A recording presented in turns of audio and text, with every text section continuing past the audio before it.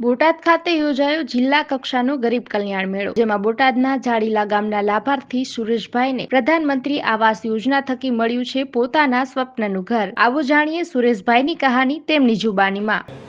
ગરીબ કલ્યાણ મેળો છે, તમને પીએમ આવાસ યોજનામાં મકાન જે મંજૂર થઈ અને તમે બનાવ્યું, સરકારશ્રીએ બનાવી દીધું, એ વિશે તમારે બે શબ્દો બોલવાના છે। ખરેખર મને બહુ મનથી અંદરથી એમ અનુભૂતિ વ્યક્ત કરવામાં આનંદ થયો, લોકોને જણાવવામાં મને આનંદ થયો કે ચલો હાલો હું વાત કરું લોકોને કે મારે એક કાચું મકાન હતું સાહેબ, અને કાચી દિવાલો, જેના કારણે હું બહાર ગામ જાઉં, ખેતરે જાઉં, વાડીએ જાઉં, મારું મન ખરે રહેતું, જેના કારણે મારા નાના બાળકો, ઘરડા મા બાપ, આ બધાની ચિંતા રહેતી।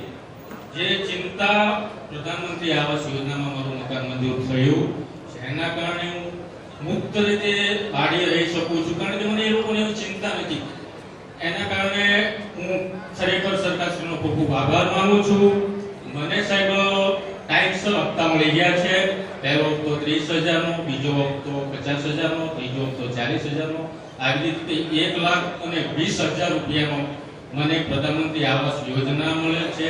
એ સિવાય મનરેગાના 20,000 મળે છે, 5,000 બાથરૂમ સહાય પેટે મળે છે।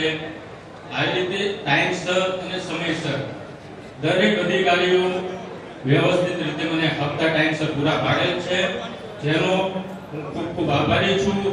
અને ફરીવાર સરકારે મને માવતરને બાળકોને મકાન બનાવીને આપવાનું હોય, જે મારી પોઝિશન નહોતી, જેના કારણે ખરેખર હું બહુ ચિંતા વ્યક્ત કરતો હું મારા બાળકોને શું કરી આપીશ, મારા ઘરડા મા બાપ।